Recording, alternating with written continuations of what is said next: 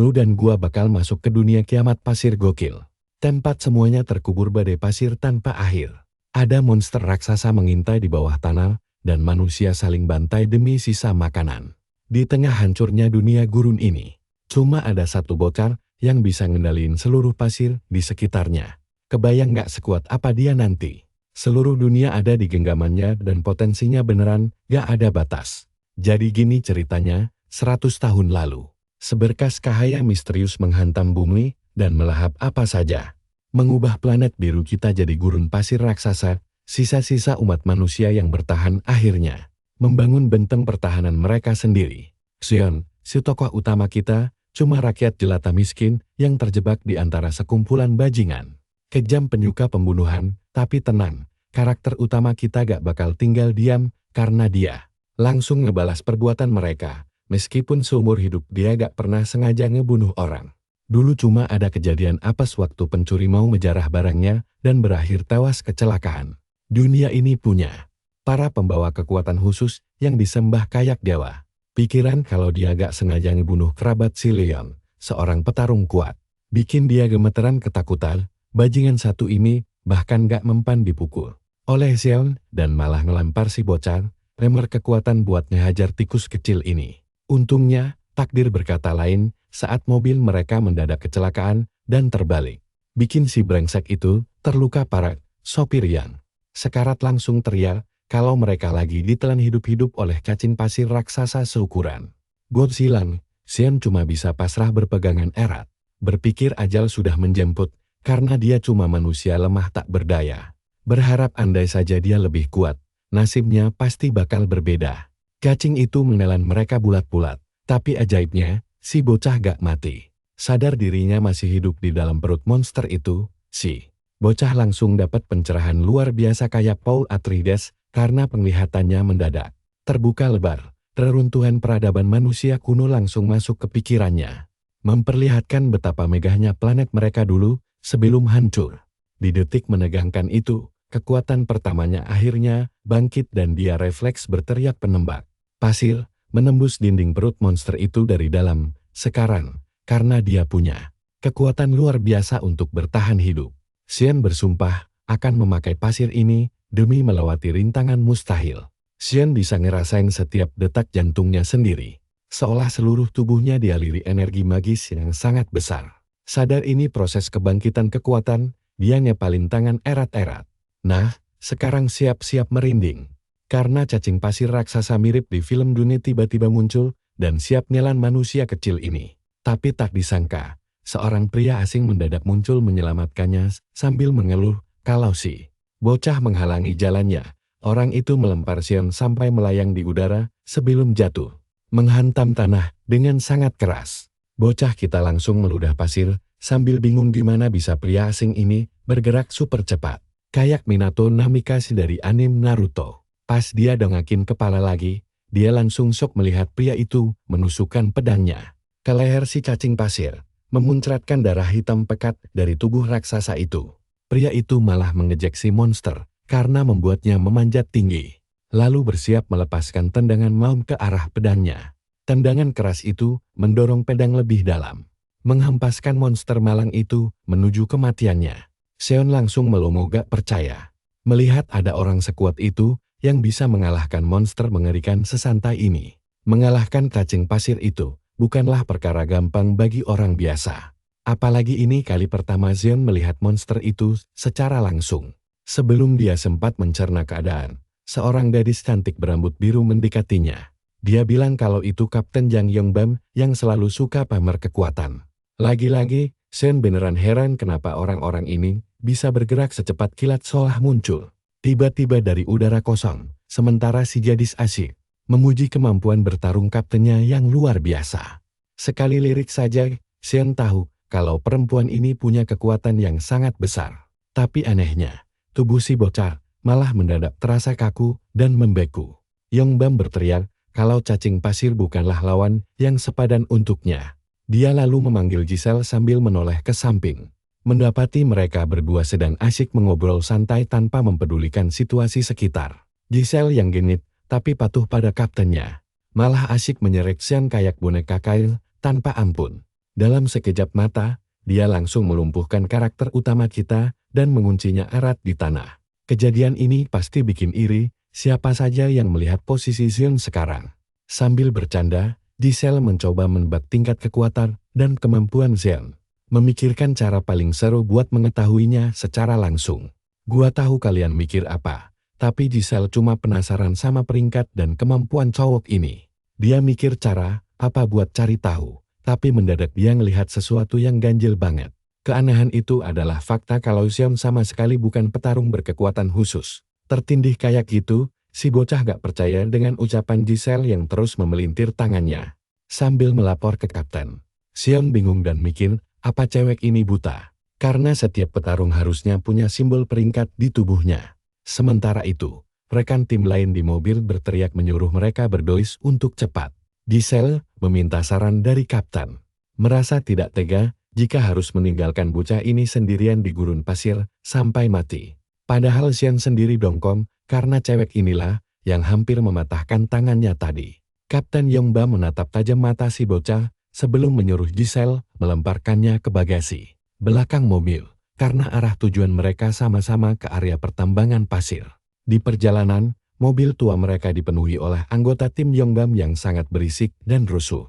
Sepanjang jalan, sementara itu, Xion diikat di belakang layaknya tumpukan barang bawah tak berharga. Dia mendengarkan obrolan mereka sampai merasakan butiran pasir mulai masuk ke dalam mobil. Padahal, sebenarnya Xion sendirilah yang sedang mengendalikan aliran pasir itu untuk menguji kekuatan barunya yang bangkit. Namun di sisi lain, dia bingung kenapa tidak ada yang bisa melihat simbol peringkatnya. Saat melihat simbol itu sendiri, dia pun merasa warna oranyenya sangat mirip dengan warna pasir. Cahaya pada simbol biasanya menentukan jenis kekuatan si pengguna. Tape penyihir biasanya berwarna biru, sedangkan petarung fisik berwarna merah menyala. Meskipun ada info tentang jenis kekuatan lainnya, baru kali ini Xion mendengar ada orang yang bisa mengendalikan pasir. Kemampuan unik ini bisa dia lakukan dengan sangat mudah tanpa usaha keras sama sekali. Sayangnya, dia tahu peringkatnya hanyalah tingkat F. Tapi untungnya, potensi kekuatannya beneran tanpa batas. Bikin dia bisa beradaptasi secepat badai gurun. Karakter utama kita cukup puas dengan hasil ini dan memilih menyembunyikan kekuatannya sampai saat yang tepat tiba. Karena cepat atau lambat, dia bakal bisa menguasai seluruh gurun pasir ini sesuka hatinya. Bahkan mendominasi planet ini sepenuhnya. Hal ini bikin penasaran, apakah dia bakal jadi pahlawan atau malah penjahat utama. Singkat cerita, mereka akhirnya sampai di tambang kristal sihir yang sangat indah. Xion melihat pos penjagaan dan merasa semuanya aman saja. Seorang penjaga langsung menyuruhnya ikut tanpa banyak bicara. Xion pun terpaksa menurut demi keselamatan dirinya sendiri. Melihat dari kejauhan, Giselle dan Yongbam merasa ada yang janggal dengan bocah itu. Bertahan hidup sendirian di gurun bukanlah hal biasa. Jika itu cuma keberuntungan, sang kapten sangat meragukannya. Soalnya, waktu memeriksa bangkai cacing pasir tadi, dia melihat lubang besar menembus tubuh monster tersebut. Tanda ada serangan kuat dari dalam. Artinya, bocah ini pasti punya andil di dalamnya. Sayang sekali kapten tidak sempat menanyakan namanya. Padahal dia yakin mereka berdua ditakdirkan untuk bertemu kembali suatu hari nanti. Di adegan berikutnya, ada sedikit kejutan. Harusnya area tambang biasa dipenuhi terowongan gelap. Tapi di sini orang-orang malah ramai berpesta ria. Xion beneran gak menyangka bakal melihat pemandangan seindah ini. Penjaga yang membawanya mengancam akan segera memanggil pengawas tambang dan menyuruhnya diam di tampan. Xion tentu saja merasa kurang nyaman ditinggalkan sendirian di tengah keramaian asing. Seperti ini, penjaga itu bahkan sempat bercanda kejam ingin melubangi kepala Xion dengan timah panas sebelum akhirnya pergi sambil menggerutu, membiarkan si bocah melakukan apa saja sesuka hatinya saat ini. Terlepas dari ancaman barusan, perut Xion yang keroncongan menuntut untuk segera diisi makanan. Dia mulai mengedarkan pandangan ke sekeliling demi mencari kedai makan yang bisa meredakan rasa laparnya. Saat berhasil menemukan kedai makanan, Xion melihat sebuah poster propaganda di dinding yang mengajak para buruh tambang untuk menerangi kota mereka. Sang penjual menyodorkan minuman segar kepadanya. Penjualnya ngasih minuman sambil nanya, apa gerakan itu keren? Tangannya kasar penuh luka. Ngasih tahu lu dan gua, kalau energi sebenarnya itu penuh perjuangan. Dan cerita seru kita baru aja dimulai. Yuk, ikut saya masuk ke cerita gokil ini. Ternyata, sumber energi kota ini bukan batu mana. Xian bingung dan nanya yang asli apa, si kakek malah nunjuk. Dia sambil bilang bocah kayak dia. Orang-orang kayak Xian lah bahan bakarnya. Mereka disuruh-suruh terus, dan kalau mati, tinggal cari gantinya. Makanya, ini jadi sumber energi tanpa batas yang benar-benar luar biasa. Bocah kita langsung kesel, karena baru pertama ketemu malah, langsung dihujat habis-habisan. Dia pun balas menyalat, menyuruh si kakek tua bangka itu buat lebih mengkhawatirkan sisa umurnya. Di dunia ini, si kakek cuma tersenyum dan bilang kalau di usia muda, semuanya emang kelihatan menarik. Ditambah lagi, dia tahu soal aksi nekat Xian masuk ke perut cacing pasir. Yang bikin bocah itu makin shock. Si kakek tua bangka lanjut ngomel. Bilang, kalau bocah ingusan kayak dia bakal cepat mati di dalam perut cacing pasir. Karena tempat ini bukan area main petak umpet buat anak-anak. Xian membela diri dan bilang dia kesini cuma buat cari duit. Si kakek gomer ini lalu nunjuk ke arah belakang. Berniat tamer sesuatu yang katanya bakal membuka mata si bocah bisinya. Cuma tumpukan rongsokan. Xian bingung dong, apa maksudnya? Si penjual akhirnya ngejelasin kalau dia ngumpulin barang rongsokan itu satu demi satu. Lalu, si kakek ngasih tahu fakta pahit kalau itu semua sisa peninggalan orang terdahulu. Orang-orang Malang yang bernasib sama kayak yang bakal Xian alamin nanti. Semua orang di sini awalnya berusaha nolak buat kerja di tambang.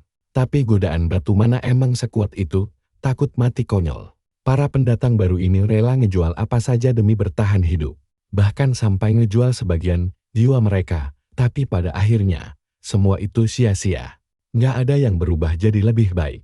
Dan barang apapun yang mereka kumpulin bakal hilang begitu saja, nasib mereka semua sama tragisnya. Makanya, sekarang si kakek lebih suka langsung ngomong kalau area tambang bakal melahap mereka. Bulat-bulat. Tua bangka sialan ini bahkan berani bilang kalau tikus-tikus kayak Xian nggak bakal ninggalin nama. Pas mati, dan dia udah nggak sabar pengen ngumpulin barang rongsokan sisa jasad si bocah nanti.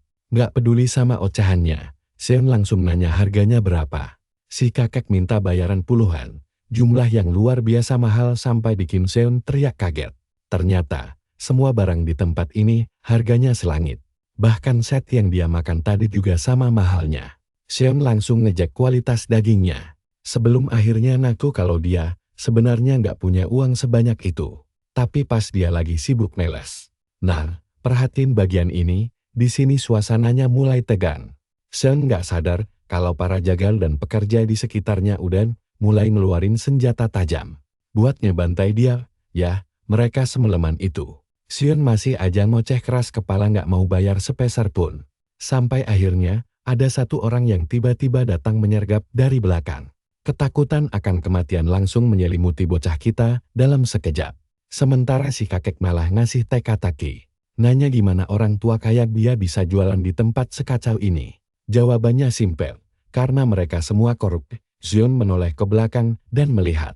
Dirinya sudah dikepung oleh lebih dari belasan orang bersenjata yang siap mencabik-cabik tubuhnya. Sampai hancur, bergaya bak bos mafia. Si kakek dengan santai nanya apa yang bakal dilakuin si bocah sekarang. Xian langsung teriak frustrasi. Bilang kalau dia nggak punya apa-apa. Dan nggak masuk akal nagih duit sebanyak itu cuma buat minuman. Merasa di atas angin, si kakek dengan senang hati nawarin satu solusi sambil melirik ke arah kantong. Batu mana milik Xian yang dianggapnya sebagai bayaran sepadan. Bocah kita langsung merinding. Heran kenapa gosip tentang barang bawaannya bisa menyebar secepat kilat. Tapi si tua bangka licik itu terus mendesaknya. Buat menyerahkan batu itu, menjanjikan harga yang adil. Xian langsung nolak keras, bilang kalau dia harus mempertaruhkan nyawa demi mendapatkan batu.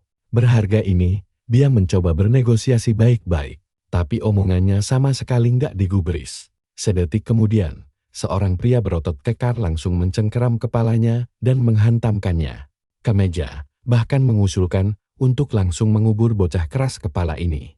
Naik pitam, Xian mengaktifkan peledak pasirnya dan, boom.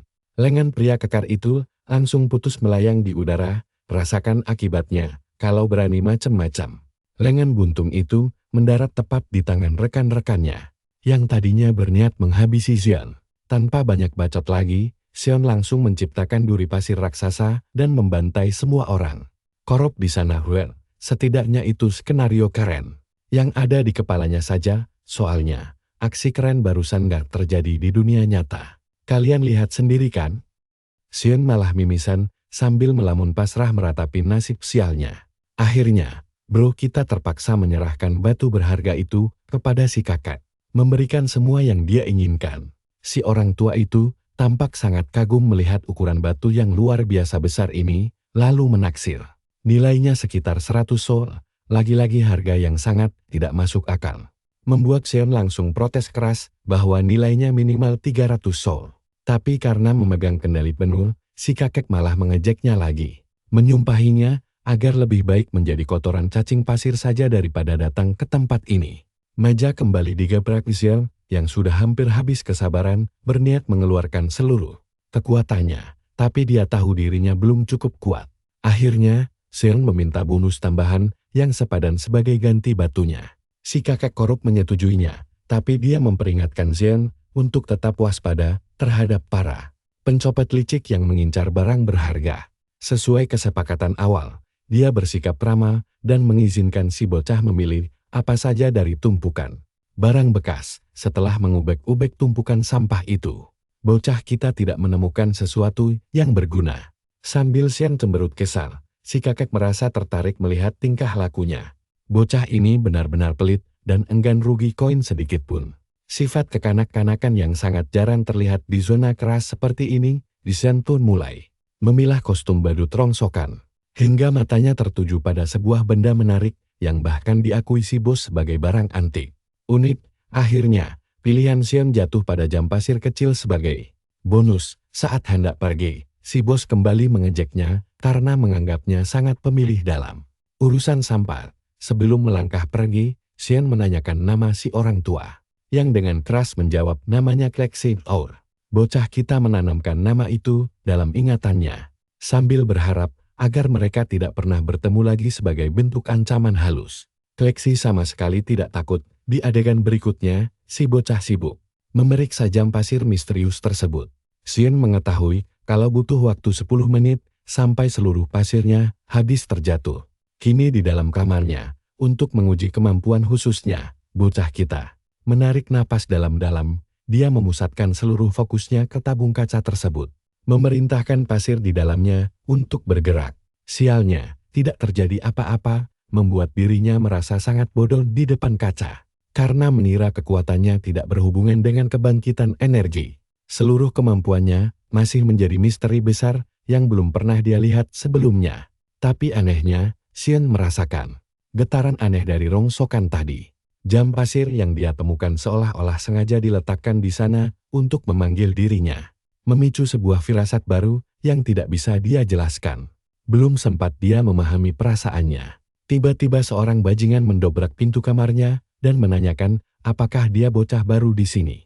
Xion langsung dicaci maki karena belum bersiap-siap menuju area tambang. Pria kekar bernama Mano ini tidak peduli sama sekali. Xion mencoba mempertahankan harga dirinya dengan meminta diperlakukan secara sopan. Namun dia malah langsung dihantam bugem mentah tepat ke arah wajahnya. Pukulan keras itu menerbangkannya ke udara. Mano langsung melayangkan pukulan kedua tepat ke ulu hati Xion sambil menyuruhnya diam. Penderitaannya tidak berhenti di situ. Dia bahkan diinjak-injak bagaikan seonggok. Daging tak berharga karena telah melukai ego raksasa pria itu. Manyo mengejeknya sebagai pecundang lemah tak berdaya yang sombong. Menegaskan kalau orang rendahan sepertinya harus tunduk jika ingin tetap hidup. Puas melampiaskan amarahnya, dia menyuruh Xion untuk segera mengikutinya. Bocah kita bangkit berdiri tanpa rasa takut sedikit pun. Hal pertama yang dia katakan adalah bahwa dia seorang psikopat dan berjanji akan menghabisi Manho suatu hari nanti. Lucu banget melihat bagaimana bro kita ini mulai menulis daftar target pembunuhan untuk membalas dendam sesampainya di sektor 3 pintu masuk tambang. Xion langsung dibawa ke area kerja utama dan langsung dipakaikan baju pelindung tambang. Biaya makan dan sewa perlengkapan diberitahu bakal langsung dipotong dari gajinya nanti. Dan tugas utamanya hanyalah mengumpulkan batu mana sebanyak mungkin. Awalnya bocah kita mengira tugas ini gampang banget, Tapi sebelum dia sempat bertanya lebih lanjut, helmnya langsung dihantam kapak tambang manhole. Nah, ikuti terus ya kisah seru perjuangan Xian di video selanjutnya. Nah, kalian dan saya bakal menyaksikan penderitaan cowok ini. Si Xian yang tidak becus pegang beliung, sampai gajinya dipotong buat Hale. Parahnya, si bos brengsek bernama Manho langsung melempar Xian ke area tambang nomor 972. Tempat itu kabarnya adalah lubang neraka paling mengerikan. Tapi Xian yang sudah pasrah cuma bisa ikuti perintah. Sementara manajer sialannya itu mengancam akan mengeksekusinya di tempat kalau dia pulang tanpa membawa sebiji pun batu mana. Kerjaan ampas banget kan? Di tambang terkutuk ini, bahkan rekan kerjanya sendiri mengakui kalau lokasi ini adalah tempat paling terkutuk dari yang pernah ada. Nasib Xian makin apes karena dia mendaftar tepat di hari bosnya kalah judi. Si Xian heran setengah mati, kok bisa ada kasino di sekitar tempat kumuh begini. Tapi temannya menjelaskan kalau di sini semuanya lengkap kap. Tidak ada bedanya dengan kota besar seperti Myeol Seoul. Xian berpikir dengan adanya manajer dongo kayak begitu, pantas saja bisnis haram kayak gini bisa laku keras. Dia juga cemas apa kulit mulusnya ini sanggup dipakai kerja kasar, memegang beliung tanpa terluka parah. Namun temannya meyakinkan kalau dia tidak perlu khawatir soal terluka atau lecet di bawah sana. Kenapa? Karena kenyataannya, belum pernah ada satu orang pun di dalam terowongan itu yang berhasil keluar dalam keadaan terluka. Tidak ada sama sekali. Sebuah peringatan yang sangat mengerikan. Namun akhirnya mereka sampai juga di tujuan. Xian mengira dia hanya perlu mengambil kristal mana itu, lalu langsung kembali ke atas dengan selamat. Tapi rekan kerjanya langsung memotong ucapannya dan berbisik kalau dia tidak akan pernah kembali. Lakin soalnya, sudah lebih dari selusin orang lenyap tanpa bekas di sini. Dan sekarang ada taruhan tentang hidupnya. Bahkan tidak ada yang tahu apa mereka mati atau hancur. Temannya itu cuma bisa meminta maaf dan berterima kasih karena Xian mau masuk ke sarang maut yang tak berani disentuh oleh manusia biasa. Xian langsung berteriak murka menyadari kalau semua penambang sebelum dia sudah tewas. Dia menuntut jawaban, tapi bajingan itu malah lari meninggalkannya sendirian. Hal ini justru memicu amarah besar dalam diri Xian. Dia sangat muak dikirim ke tempat pembantaian ini hanya karena kemarahan bos kasino. Tapi sialnya, baru sekali ayunan pertama, beliungnya malah langsung hancur dan terlempar jauh ke kegelapan terowongan. Dengan tidak berdaya, Xian merangkak mencari beliung itu sambil terus meratapi nasib buruk macam apa yang harus ia lalui di sini. Saking marahnya tadi, dia sampai melewatkan satu detail krusial di sekitarnya. Ternyata, konsentrasi mana di bagian dalam gua ini sangatlah padat. Membuatnya curiga kalau para penambang biasa tidak bisa mendeteksinya karena mereka bukanlah orang-orang yang sudah terbangkitkan kekuatannya. Udara di sini makin lama makin terasa pekat seiring dia melangkah ke dalam. Ini membuktikan bahwa manusia biasa pasti akan langsung tewas akibat kelebihan muatan mana yang ekstrim. Tanpa tahu dari mana asal-usul energi dahsyat itu, Xian akhirnya menemukan gagang beliungnya yang patah. Dia masih bersyukur bisa menemukannya, tapi tepat saat dia merasa lega, kakinya mendadak menginjak ruang kosong. Perhatikan baik-baik, disinilah hidupnya langsung jungkir balik. Portal kegelapan mendadak muncul dan menyeretnya masuk ke jurang tanpa dasar, menyisakan helm keselamatan dan beliung patahnya tergeletak pasrah di tanah. Kejadian ini membawanya ke dalam kilas balik masa lalunya yang sangat suram. Orang-orang di sekitarnya selalu meremehkan dan menyumpahinya akan mati cepat. Bocah malang ini harus berjuang keras demi bertahan hidup. Dia sering dipukuli habis-habisan hanya karena ingin merasakan kemauan sederhana seperti makan dengan kenyang. Setiap kali dia memiliki mimpi indah, orang lain selalu datang untuk menghancurkan harapan kecilnya itu. Hingga akhirnya, dia terpaksa membunuh seseorang karena didera rasa takut dan bersalah. Mengira hidupnya sudah berakhir. Bocah itu berlari sekencang mungkin untuk mencari kehidupan baru di mana dia tidak perlu takut mati. Nama Li Jireng selalu menghantuinya setiap saat. Kembali ke masa kini, kita melihat Xian pingsan setelah terjatuh dari portal. Begitu tersadar, dia langsung mengeluh karena tempat ini terasa sangat panas. Setelah melihat abu panas yang berterbangan di sekitarnya, dia langsung mengutuk takdir sialnya. Bagaimana tidak? Jurang kematian ini ternyata malah membawanya langsung masuk ke dalam Dungeon berapi yang berbahaya. Sebuah batu meluncur jatuh di dekatnya, dan saat dia memegangnya, tangannya langsung melepuh saking panasnya batu itu. Dia segera melemparkannya sambil misuh-misuh kesakitan. Ini membuktikan kalau ini semua nyata, bukan sekadar mimpi buruk. Untungnya, para penduduk Neo Soul sudah terlatih mempersiapkan diri menghadapi Dungeon seperti ini. Meski tangannya sekarang gosong lecet, dia paham betul kalau zat abu vulkanik ini bisa sangat mematikan. Dengan sigap, dia merobek celananya untuk dijadikan masker darurat. Dia yakin, jika Dungeon ini memiliki pintu masuk rahasia, maka jalan keluarnya pasti berada tidak jauh dari lokasi saat ini. Dugaannya adalah puncak gunung berapi yang meletus merupakan titik tertinggi, sekaligus jalan keluar. Satu-satunya, menetap di bawah sini sama saja bunuh diri perlahan karena abu vulkanik akan menyumbat paru-parunya. Berhubung tidak ada monster di sekitarnya, ini adalah kesempatan emas baginya untuk mengambil rute tersingkat. Berbekal keyakinan tinggi, dia pun langsung berlari kencang mengerahkan seluruh kecepatan yang dia miliki. Kalian pasti mikir dia bakal kelihatan keren banget kan? Padahal aslinya, si Xion ini baru saja nyaris terpanggang hidup-hidup oleh semburan lahar panas yang mendadak meledak di depannya. Keadaan makin memburuk saat tanah pijakannya runtuh dan membuatnya meluncur jatuh ke bawah. Dia selamat karena lengannya berhasil mencengkeram tebing. Meski pantatnya hampir saja matang kena cairan magma membara, tetap memaksakan diri maju. Dia sesumbar kalau cipratan lahar kecil tidak akan membuatnya gentar lagi, padahal aslinya dia ngos-ngosan setengah mati karena baru saja lolos dari maut untuk kesekian kalinya. Bukannya takut, dia malah merasa sangat emosi. Segala amarahnya diluapkan kepada si brengsek Manho yang tega membuangnya ke sini seperti sampah.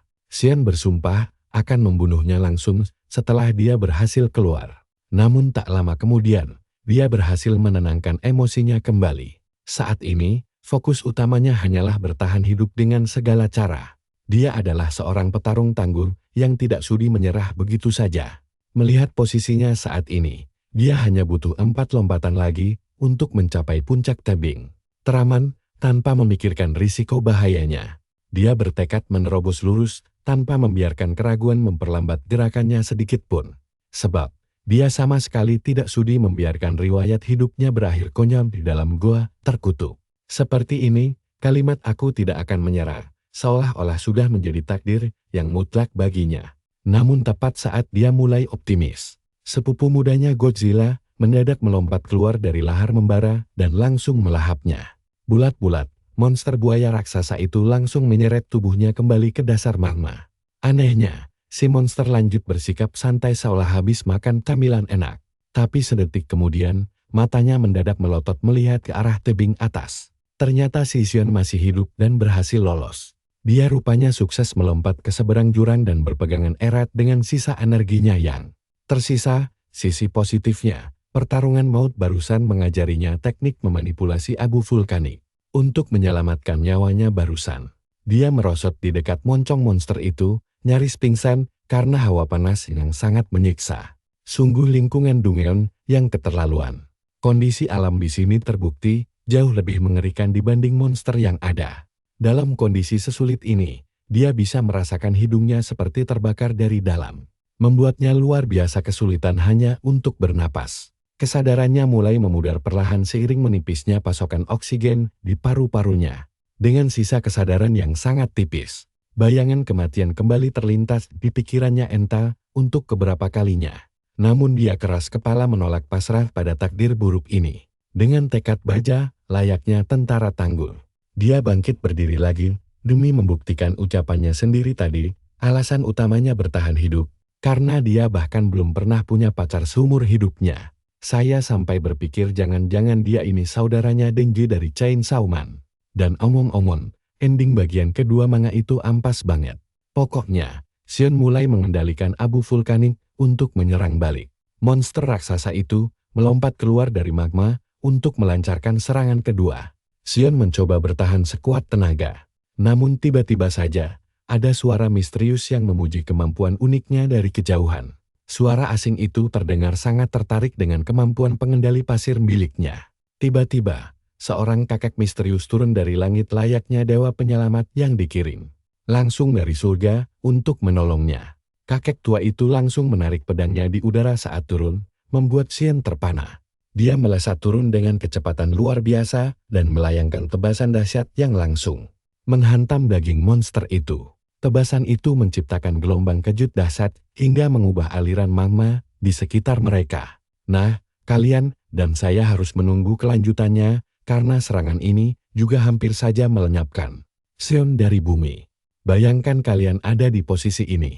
Dampak tabrakan itu bikin tubuhnya gemetar hebat sampai gendang telinganya pecah dan kepalanya pusing sambil menahan sakit. Dia mencari keberadaan si kakek tua itu serta nasib monster tadi. Ternyata monster itu sudah terbelah dua. Xian merasakan sensasi aneh yang belum pernah dia rasakan sebelumnya. Pria di hadapannya jelas bukan sekadar pemburu kuat yang biasa dia temui. Kakek ini berada di level yang benar-benar berbeda, mirip Gojo di semesta ini. Si kakek melangkah santai, tapi setiap pijakannya menghancurkan tanah di sekitarnya. Xian hanya bisa melongo menyaksikan kehebatan luar biasa ini saat si pemburu menanyakan namanya, karena Xian masih syok dan diam saja. Si kakek langsung memberi ancaman kocak, kalau Xian tidak menjawab sebelum hitungan ketiga, hal buruk bakal langsung terjadi pada dirinya. Hitungan mundur dimulai dan si kakek bersiap mengambil tindakan. Begitu hitungan mencapai 1, dia sudah berdiri di depan Xian bagai hantu dari neraka. Untungnya dia tidak melukai Xian sama sekali. Melainkan cuma heran kenapa bocah itu terlihat ketakutan setengah mati. Padahal, telinga Xian masih berdengung parah akibat guncangan tadi. Ditambah lagi, luka di tubuhnya sudah menumpuk, tapi si kakek tidak paham situasi ini. Si kakek malah mencabut pedangnya. Berpikir sebaiknya dia tebas saja bocah ini, kalau tetap bungkam. Pendengaran Xian mendadak pulih, dan dia langsung panik setengah mati. Berteriak bahwa dia benar-benar tidak tahu apa-apa. Dia memohon ampun dengan panik. Mendengar itu, si kakek merasa lega, karena ternyata bocah ini bukan orang gila yang tidak bisa diajak bicara. Dia kembali menanyakan nama Xian dengan nada tegas, yang langsung dijawab cepat. Si kakek malah mengejek nama Xian yang terdengar sangat payah baginya. Membuat Xian heran sekeren, apa sih nama kakek tua ini, sampai bergaya sok asik begitu. Tepat saat itu, kakek tua super kuat ini menghancurkan sebuah batu besar sambil memperkenalkan dirinya sebagai Diodin. Meski namanya sudah disebut, Xian tetap bingung setengah mati melihat tingkah aneh kakek ini. Si pemburu pun merasa bingung lalu meminta Xian menjelaskan maksudnya. Xian langsung berteriak kesal, karena terus dipanggil bodoh, dan diancam tanpa alasan jelas. Meski berterima kasih, karena telah diselamatkan, dia tetap tidak terima diperlakukan sekasar ini. Kembali memanggilnya bodoh, Diodin menjelaskan bahwa Xian sebenarnya terkena jebakan dimensi. Nah, disinilah keadaannya mulai terasa janggal. Mengabaikan hinaan itu, Xian langsung menanyakan kejelasannya, dan tahu bahwa jebakan itu adalah fenomena akibat mana di dalam penjara bawah tanah yang terlalu jenuh. Agar tempat tersebut tidak runtuh, dimensi itu menciptakan sebuah pintu masuk alternatif yang membocorkan mana keluar. Dampaknya, makhluk hidup di sekitar juga ikut tersedat ke dalam. Itulah arti dari jebakan dimensi tadi. Diodin menegaskan bahwa hampir tidak ada orang biasa yang mengalaminya. Artinya nasib Xian memang sangat sial hari ini. Kenyataan ini membuat Xian semakin emosi dan ingin sekali menghabisi si brengsek Manhou. Si pemburu tua itu lagi-lagi mengatainya bodoh, membuat Xian semakin jengkel. Sambil membuat ekspresi menyebalkan, si kakek membuktikan kebodohan Xian dengan menyuruhnya memfokuskan aliran mana ke kedua matanya. Xian sendiri awalnya tidak paham maksud perintah aneh tersebut, sampai dia benar-benar mencobanya dan mengalirkan kekuatan mana ke matanya. Tujuannya adalah melihat menggunakan mana, membantu Xian mendeteksi hal yang sebelumnya tak terlihat. Dia pun langsung merinding melihat apa yang ada di hadapannya. Sementara Diodin senang bocah itu akhirnya sadar. Monster sihir di depannya adalah makhluk berkemampuan kamuflas yang biasa menghabisi mangsa dengan sangat cepat tanpa sempat disadari korban. Sama seperti saat Xian hampir ditelan tadi. Ternyata monster mengerikan itu sudah ada di depannya sejak awal. Tapi Xian sama sekali tidak merasakan firasat bahaya sedikit pun. Oh ya, saat menghancurkan batu tadi, Diodin sebenarnya sedang menebas monster kedua ini. Tanpa bantuan kakek kuat tersebut, Xian pasti sudah mati konyol tanpa tahu penyebabnya. Berarti, ini sudah kedua kalinya kakek itu menyelamatkan nyawanya, membuat Xian penasaran seberapa hebat kekuatan aslinya. Demi menuntaskan rasa penasarannya, bocah itu langsung menanyakan siapa sebenarnya identitas asli kakek tua bernama Diodin ini. Si kakek mengatainya bodoh lagi dan menegaskan dia cuma Diodin biasa. Xian berteriak kesal pada kakek super kuat itu, menanyakan rahasia kekuatannya. Saat dia bertanya tentang lokasi mereka, Diodin menjawab santai bahwa mereka berada di dalam penjara bawah tanah. Kakek itu menyebut tempat super panas ini sebagai area berburunya, lalu menyuruh Xian memperhatikan baik-baik kehebatan yang akan dia tunjukkan. Nah, kalian pasti mengira pertarungan epik akan segera dimulai kan? Pria tua lusuh itu menarik pedangnya, lalu meneriakkan kata krayon. Seketika guncangan dahsyat menyebar luas, membuat Xian harus menutup telinganya rapat-rapat. Awalnya, Xian bingung dengan apa yang terjadi. Namun, saat melihat sekeliling, dia menyadari tempat itu sudah dipenuhi gerombolan monster api yang mengepung mereka. Diodin justru terlihat sangat bersemangat melihat musuh sebanyak itu, dan menyuruh Xian bertahan hidup sendirian sekarang. Terjebak dalam situasi hidup dan mati, Xian langsung memaki kakek gila itu. Dia kebingungan mencari celah untuk selamat, namun sayangnya, dia benar-benar sudah terkepung rapat tanpa jalan keluar. Gerakan monster-monster itu terlalu cepat untuk dia lakat atau hindari. Mereka terus melancarkan serangan beruntun hingga melukai tubuhnya secara perlahan.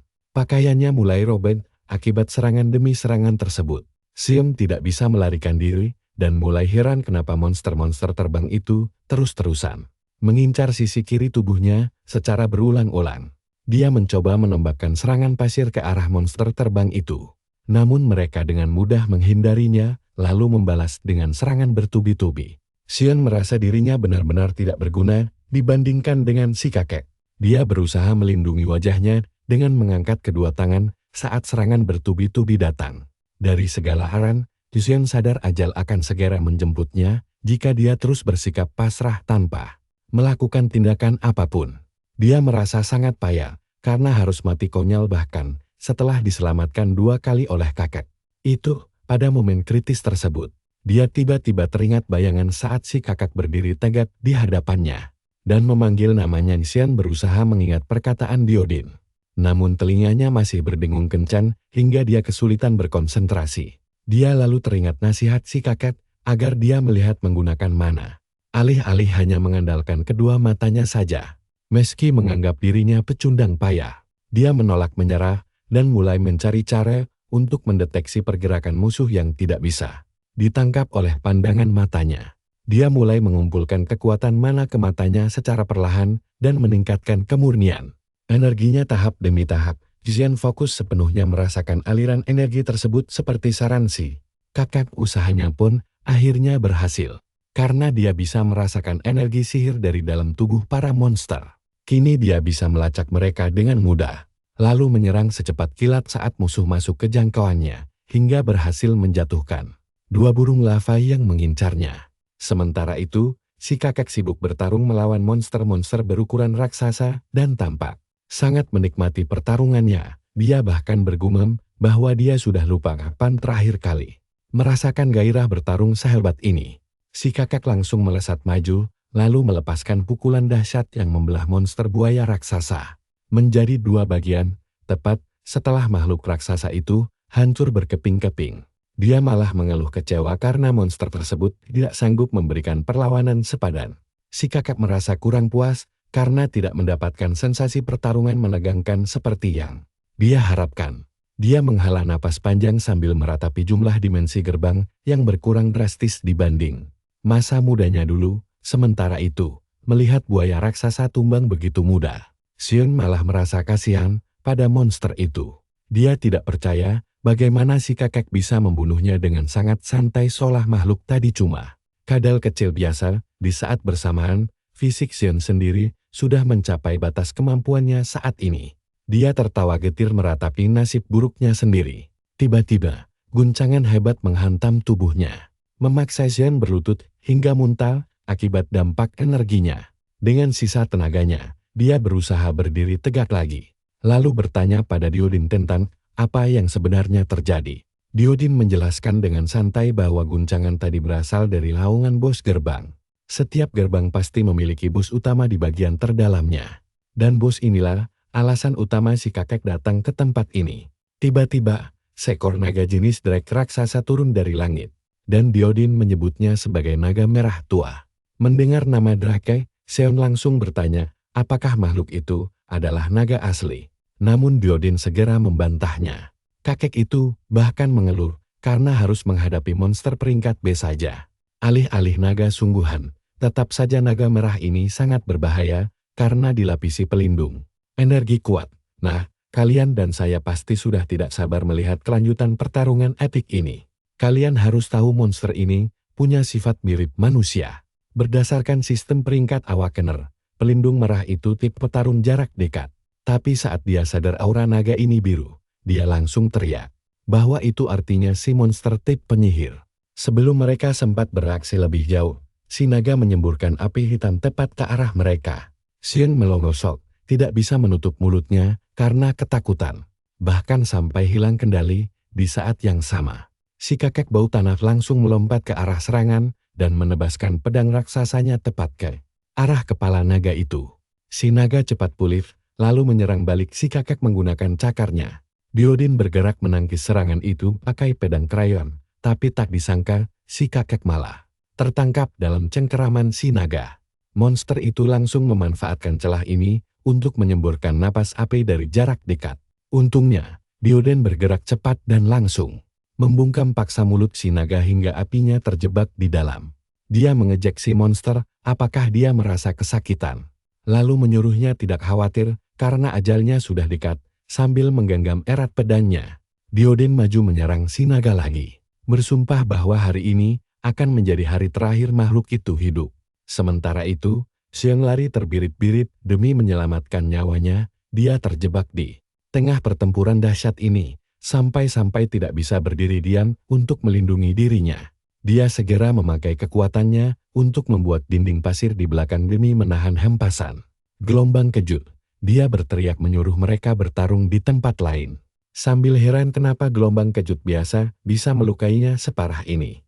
Di sisi lain, si kakek tua justru terlihat sangat menikmati pertempuran ini. Dia berseru kalau rasanya seperti sedang bermain di taman hiburan. Saat itu juga, gelombang kejut lain mengarah ke Seon. Datang terlalu cepat hingga dia tidak sempat menghindar.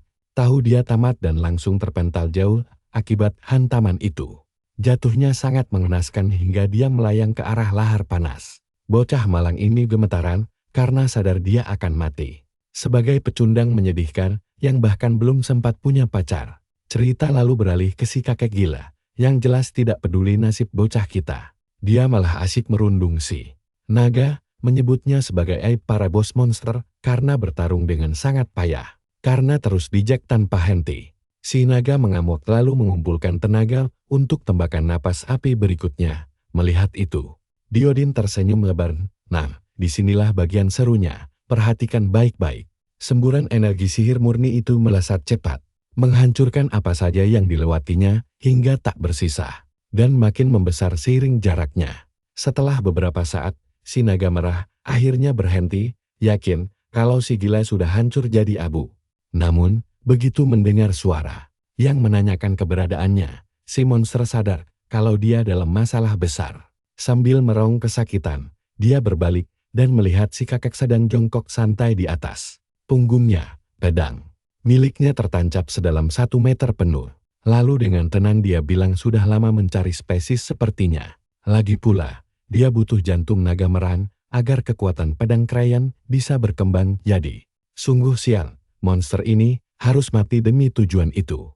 Dia pun menusukkan pedangnya lebih dalam, membiarkan energi sihir meresap ke tubuh lawan. Makhluk raksasa itu meronta-ronta hebat menahan rasa sakit saat bilah pedang menembus tubuhnya. Setelah menyerap jantung naga, pedang krayon mulai memancarkan aura merah membara. Diodin menatap senjatanya dengan puas karena berhasil melampaui batasnya sekali lagi. Tapi, momen mesra aneh dengan pedang itu langsung diganggu oleh bocah kita yang heran kenapa dia malah bicara sendiri seperti orang gila. Kakek ini memang Sintin, tapi kekuatannya memang luar biasa karena bisa mengalahkan naga merah sendirian. Sementara itu, Diodin kaget melihat bocah ingusan ini masih hidup. Seon langsung memberitahu kalau dia hampir mati dan harus merangkak dari jurang maut. Saat tanah di bawahnya runtuh dan dia terjatuh, dia tidak pasrah menunggu ajal menjemput. Sebaliknya, dia memakai kekuatan pasirnya untuk membuat bantalan empuk yang menyelamatkannya agar tidak hancur jadi saus tomat. Manusia, dia sendiri, bahkan heran kenapa bisa seberuntung itu lolos dari maut setiap ada masalah.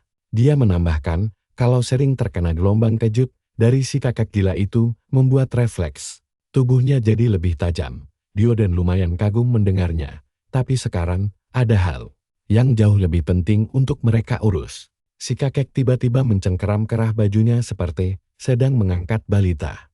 Memberitahu kalau tempat ini akan runtuh karena bosnya sudah tewas. Mereka harus keluar sekarang juga.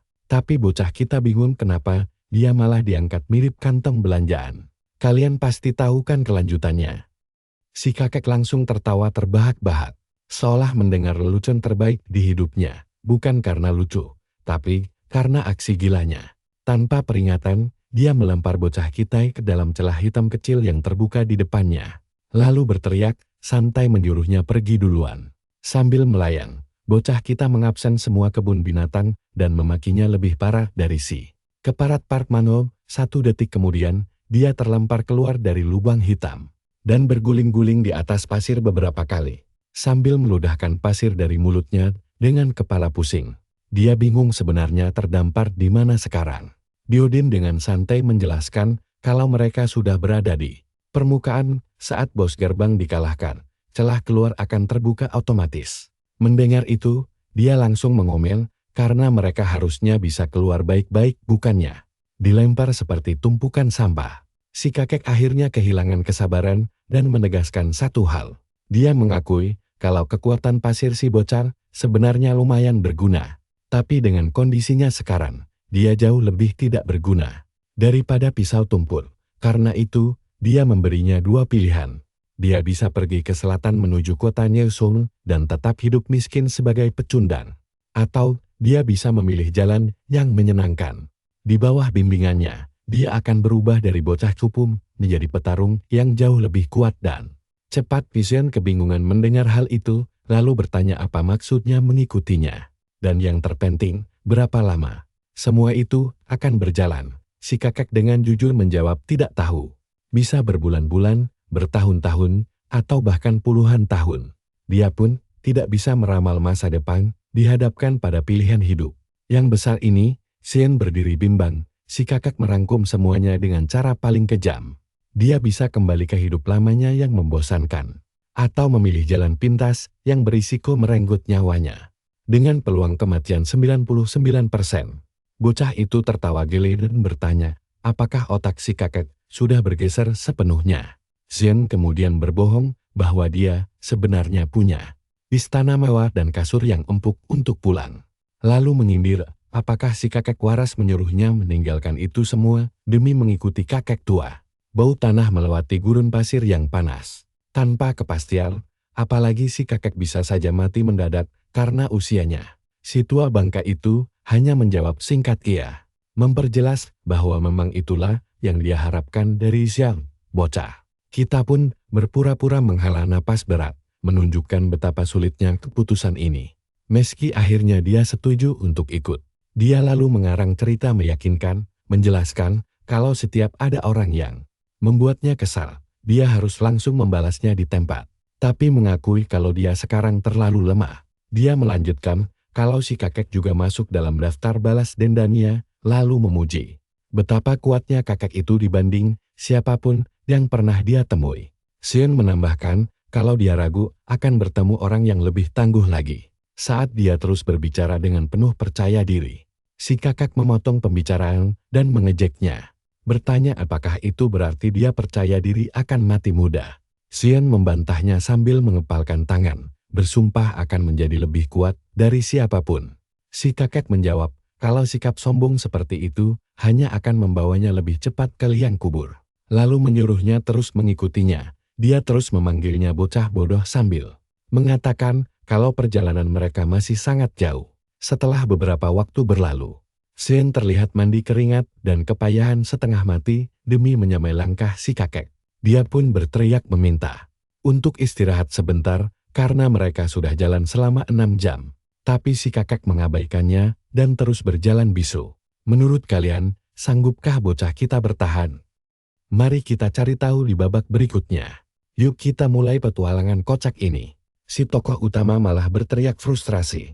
Merasa heran kenapa suasana hatinya mendadak tidak menentu layaknya remaja laben di tengah gurun yang super panas ini. Dia tidak tahu seberapa ekstrem suhu di sana. Apalagi pasir yang gembur membuat langkahnya terasa sangat berat. Hingga dia takut akan pingsan karena kepanasan di tempat terkutuk ini. Tepat di saat dia hampir menyerang, si kakek tua legendaris ini akhirnya menoleh ke arahnya seolah memang sudah menantikan momen penderitaan ini. Dia menyebutnya bocah bodoh yang tidak tahu cara memakai sedikit saja kekuatan miliknya sendiri. Saat Xion terlihat bingung, si kakek tua mengingatkan kalau dia adalah pengguna manipulasi pasir. Tapi anehnya, dia malah kesulitan berjalan di atas pasir.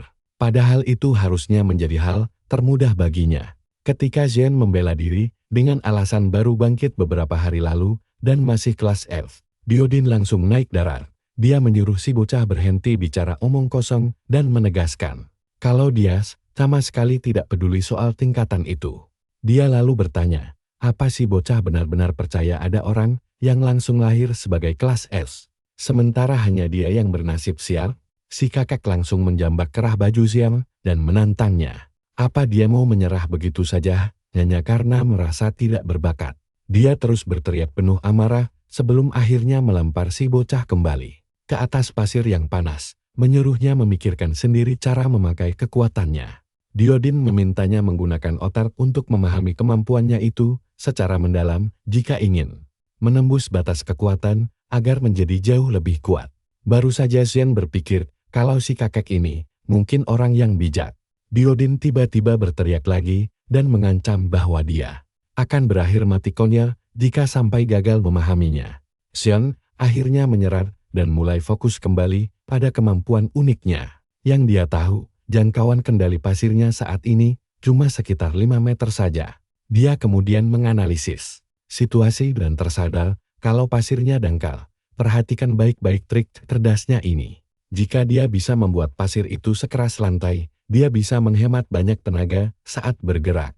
Si bocah langsung mencoba memadatkan pasir gurun tersebut. Dan dia akhirnya berhasil berjalan di gurun yang membakar kini terasa sangat santai baginya. Namun, dia segera menyadari kalau energi mana miliknya terkuras sangat cepat. Membuat dirinya paham bahwa trik ini tidak bisa bertahan lama. Xion langsung ganti rencana B ke bagian kaki saja. Hasilnya pun luar biasa, melihatnya kembali bersemangat dan terus mencoba tanpa kenal lelah. Si kakek diam-diam tersenyum manis teringat masa mudanya yang dulu juga sangat aktif. Walau Xian terus mengeluh dirinya hanyalah kelas F biasa, Diodin tetap yakin kalau kendali mana dan potensi bocah itu minimal berada di tingkat F atau D. Dia melihat bakat besar dalam dirinya. Tiba-tiba, Xian menemukan trik baru dan mulai heboh sendiri. Dia berlari ke arah si kakek sambil berteriak kalau dia cukup mengendalikan pasir yang menyentuh kakinya agar bisa berjalan dengan sangat mudah karena mulai sombong dan bahkan berani mengacungkan jari tengahnya untuk menantang sang guru. Kepala bocah itu langsung digetok keras sekali. Si kakak menyuruhnya berhenti membuang waktu untuk hal tidak berguna jika masih ingin hidup. Xian langsung tumbang dan pingsan seketika. Saat tersadar, dia mendapati wajahnya yang kotor sudah menempel di atas pasir yang gelap gulita. Sambil asyik mengunyah dendeng sapi, si kakek merasa lega si bocah akhirnya bangun juga. Sungguh merepotkan harus menggendongnya sampai ke tempat ini. Ketika jagoan kita mencoba duduk, dia mengeluh seluruh badannya terasa sangat remuk. Si kakek tua melemparkan sepotong dendeng padanya. Dia menyuruh si bocah mendengarkan baik-baik kisah masa mudanya dulu. Menurutnya, masa lalu adalah masa yang indah. Saat menjadi lemah tidak akan membuatmu mati konyol. Bahkan, melindungi yang lemah adalah tugas mulia bagi mereka yang kuat. Namun dunia itu sudah hancur sekarang, dan dia sangat merindukannya. Kisah sedih pun berakhir, dan si guru menyuruhnya segera berdiri jika tidak mau mati. Anda mungkin berpikir dia akan membantah, tapi jagoan kita justru diam menurut. Hebatnya lagi, si kakek malah melemparkan sepotong dendeng tambahan kepadanya. Cerita masa lalu itu membuat Sion sadar kalau si kakek ini punya banyak kebijaksanaan. Diodin memang terlihat seperti rongsokan tua yang kering, tapi dia menyimpan pengalaman bertempur selama puluhan bahkan ratusan tahun. Saat melihatnya makan, dia menyadari sesuatu yang menarik. Meski giginya sudah keropos termakan usia, si kakek tidak kesulitan mengunyah dendeng keras itu. Hanya dengan mengamati, dia akhirnya menemukan trik rahasianya. Bukannya langsung digigit begitu saja. Dendeng itu harus dibasahi dahulu dengan air liur agar menjadi lunak. Ini adalah cara bertahan hidup yang paling benar di gurun yang sangat gersang. Rasanya si kakek tidak memberinya makan cuma-cuma, melainkan perlahan mengajarinya cara untuk bisa bertahan hidup secara mandiri, persis seperti mengajari cara memancing dibanding sekadar membagikan ikan gratis. Setelah kenyang, mereka berdua pun melanjutkan perjalanan di bawah gelapnya langit malam. Di sepanjang jalan, dia terus merengek meminta dendeng lagi. Tapi si kakak menyuruhnya diam. Beberapa saat kemudian, udara dingin mulai menusuk kulitnya. Dia mulai bersin-bersin. Tanpa henti, seluruh tubuhnya gemetar hebat layaknya mesin rusak di tengah dinginnya malam gurun. Sementara itu, si kakek malah santai meregangkan tubuh, seolah sedang berlibur di pantai Hawaii, tanpa beban sedikit pun. Di saat yang sama, dia masih tidak habis pikir kenapa si kakek gila ini selalu mengobrol dengan pedangnya sendiri. Lalu rasa haus mulai menyerang dan dia meminta minum. Tapi Diodin malah mengabaikannya dan menenggak habis airnya sendirian. Melihat itu jelas membuatnya sangat kesal. Apalagi si guru pelit ini tidak mau berbagi setetes pun. Lagi pula, dia sadar pakaiannya terlalu tipis untuk kondisi ini. Tidak seperti si kakek, dia tidak bisa memeras embun dari bajunya sendiri untuk diminum. Akhirnya, dia berjongkok dan mulai menjilati tetesan embun tipis di tubuhnya. Seperti anak anjing yang kelaparan, dia rela melakukan apa saja demi menyamai kekuatan gurunya. Melihat tingkah aneh itu, si kakek menyebutnya gila. Tapi dia membantah keras dan mengaku sebagai orang jenius yang bangga. Mengabaikan omong kosong itu, si kakek menyuruhnya diam dan fokus merasakan keadaan sekitar. Karena bingung, dia akhirnya menurut dan mencoba mendengarkan. Tak lama kemudian, dia mulai merasakan getaran halus yang aneh di sekelilingnya. Perlahan-lahan, dia sadar kalau getaran itu datang dari berbagai arah. Sebelum sempat berkedip, dia melihat ratusan pasang mata merah menyala mengepung mereka. Itu adalah monster ganas yang siap mencabik-cabik mangsanya. Tanpa ampun, hina bertanduk biasanya berburu di malam hari. Tapi sialnya mereka malah terkepung saat fajar tiba. Ketika monster-monster itu memamerkan taring tajam mereka dan bersiap menyerang, si kakek bertanya apa dia bisa mengatasinya sendiri atau butuh bantuan seorang ayah. Tampaknya kegilaan si kakek sudah menular padanya karena dia malah tertawa angkuh dan menolak bantuan si Pak Tua Reot sambil mengendalikan pasir. Di sekitarnya, dia bersiap melakukan pertarungan hidup dan mati melawan monster liar itu. Pertama, dia membuat peluru pasir lalu menembakkannya tepat menembus seekor hina. Dia kemudian memunculkan duri tajam raksasa dari pasir yang mengeras, menciptakan zona mematikan yang membunuh monster apapun yang mendekat. Tapi seiring berjalannya laga, rasa lelah mulai menyerangnya. Dia berteriak frustrasi, merasa seperti terjebak dalam mode zombie tanpa akhir di game tembak-tembakan. Dada rasanya terbakar hebat dan dia hampir tumbang. Sadar kalau dia bisa mati kehabisan mana sebelum monster sempat menggigitnya. Hal itu memperjelas satu hal. Kekuatan kasar saja tidak cukup. Dia butuh taktik bertarung yang jauh lebih cerdas. Sambil menciptakan peluru pasir baru di tangannya, dia mulai berpikir keras bagaimana menghemat energinya agar efisien, namun fokusnya mendadak pecah berkeping-keping saat seekor hina ganas melompat dan menancapkan taring tajamnya dalam-dalam ke lengan Sir. Meski berhasil mengibaskannya, lukanya sangat parah. Lengannya kini berlubang-lubang mirip tokoh kartun kuning. Namun di balik rasa sakit itu, luka tersebut justru memicu ide brilian. Lubang-lubang itu mengajarinya cara paling hemat memakai teknik manipulasi pasir. Dia berdiri diam, menyusun taktik baru sementara kawanan monster menyerbu ke arahnya dengan sangat lapar dan siap mencabik-cabik tubuhnya. Tepat sebelum mereka mendekat, dia melepaskan teknik barunya. Ratusan jarum pasir yang sangat tipis namun tajam langsung meledak dari dalam tanah. Mereka menembus setiap monster dan mengubah seluruh kawanan menjadi sat hina panggang. Si bocah tertawa lepas persis seperti gurunya yang gila. Melihat musuh tumbang hanya dalam satu serangan bersih, terasa jauh lebih memuaskan. Nan, menurut kalian taktik hemat mana ini keren tidak? Yang jelas, perangkap jarum pasirnya sukses membuat musuh bolong-bolong tanpa membuang banyak tenaga. Yuk ikuti petualangan gila ini bersama saya. Di mana si kakek tua bertarung sangat lambat dibandingkan Sean, menerjang musuh satu demi satu. Saat Hena menggigit lengannya, si tua gila ini malah tertawa seolah hanya geli saja. Setelah puas bermain, tatapan matanya berubah jadi sangat mengerikan dan serius. Begitu Xian melihat wajah gila itu, dia langsung paham bahaya apa yang akan terjadi. Dia langsung bersiap, sangat malas menghadapi kegilaan kakek ini lagi. Sambil menyeringai lebar, si kakek memerintahkan krayon untuk menghancurkan semua musuh. Seketika itu juga, ledakan energi dahsyat langsung meledak mengirimkan gelombang kejut yang mementalkan pasir dan monster. Bocah kita susah payah melindungi diri dengan dinding pasir, sementara hina-hina itu melayang.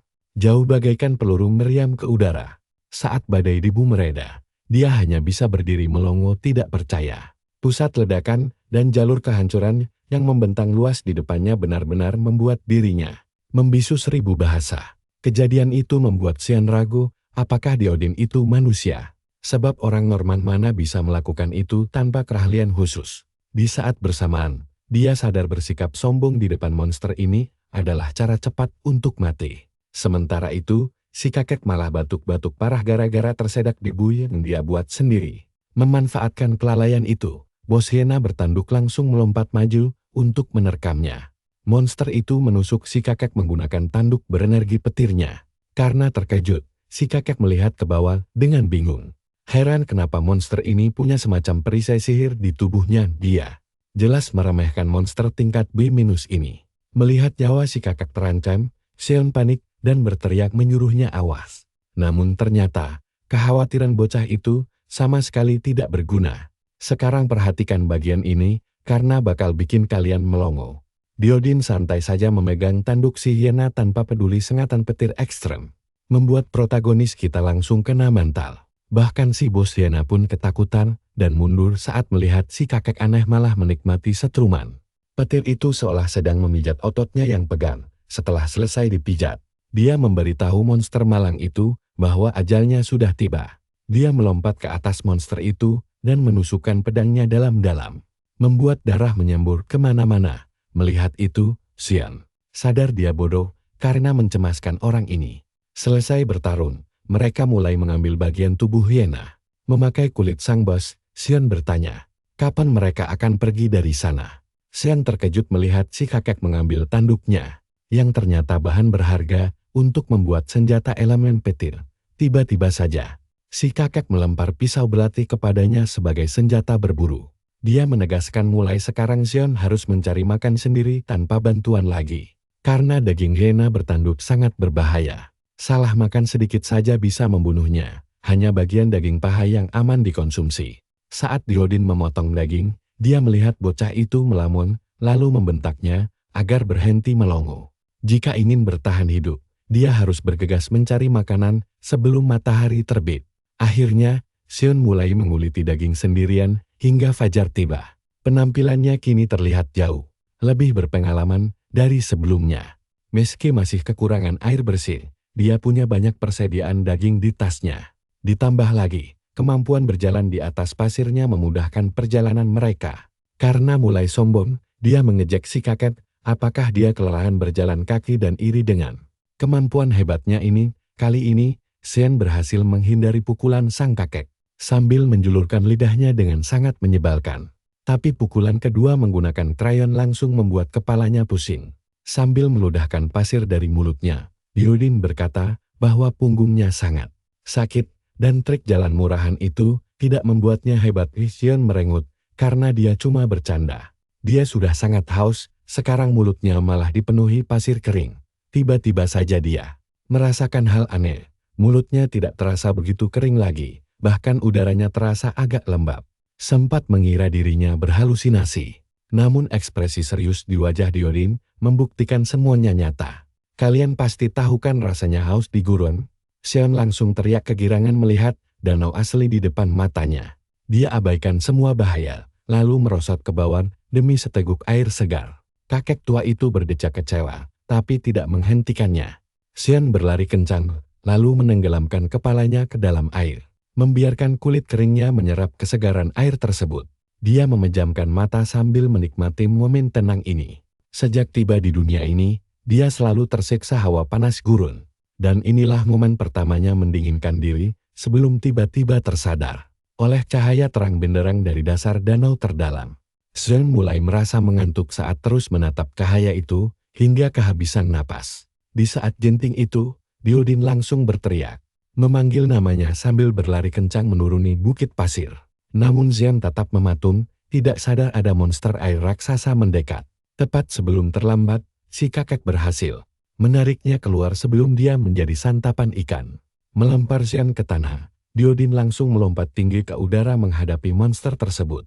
Secara jantan, hanya dengan satu tebasan bersil, monster raksasa itu tewas seketika. Sementara itu, Xion malah salah fokus melihat pelangi indah di atas oasis. Si kakek menyeret ikan itu ke darat lalu menjelaskan bahwa ini adalah monster pemancing pasir. Ikan ini memakai cahaya di kepalanya untuk menghipnotis mangsa. Tiba-tiba wajahnya berubah serius, lalu dia memukul kepala Xion dengan keras.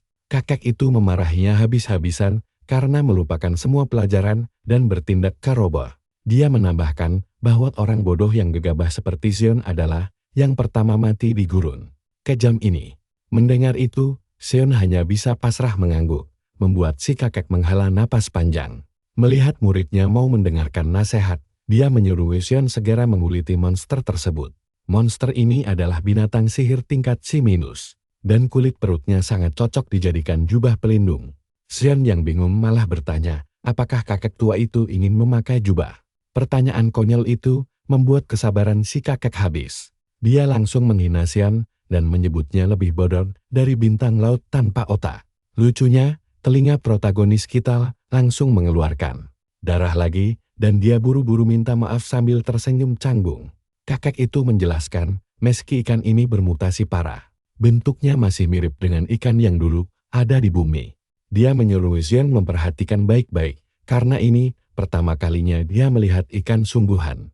Menyadari rupa ikan ternyata sangat mengerikan, Xion pun mulai sibuk menguliti. Melihat cara kerjanya yang kacau, Diodin menyuruhnya berhenti menguliti seolah sedang memijat neneknya sendiri. Xion memintanya diam saja, lalu kembali fokus bekerja dengan serius. Dia sadar kulit ikan ini terlalu keras untuk dipotong pisau biasa.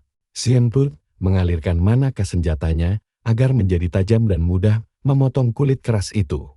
Dia lalu mengaruk sisiknya untuk dijadikan jarum-jarum kecil. Sebagai benang jahit, dia menggunakan urat otot dari tulang monster tersebut. Meski idenya sangat cemerlang, hasil akhir jubah buatannya malah terlihat sangat hancur dan berantakan. Sambil bersandar di bangkai ikan, si kakek mengejeknya karena membuang bahan sebagus itu. Tapi Xion tidak menyerah begitu saja dan mencoba lagi. Beberapa jam kemudian, dia akhirnya berhasil membuat jubah baru yang tampak lumayan bagus. Xion yang mulai bangga merasa bahwa dia bisa menjual jubah buatannya dan membuka toko sendiri. Tiba-tiba si kakek memanggil namanya, membuat Xion langsung bersikap waspada dan berteriak tidak akan memberikan jubah itu kepada siapa pun. Namun, Diodin justru menyuruhnya diam sambil mengangkat organ berbentuk kantung besar yang masih berlumuran darah. Dia meminta Xion memakan empedu monster tersebut karena khasiatnya sangat luar biasa. Xion mencoba menolak tapi diancam akan dibunuh jika menolak. Organ berat itu ditaruh ke tangan bocah kita, sementara kakek mengaluh lengannya lelah.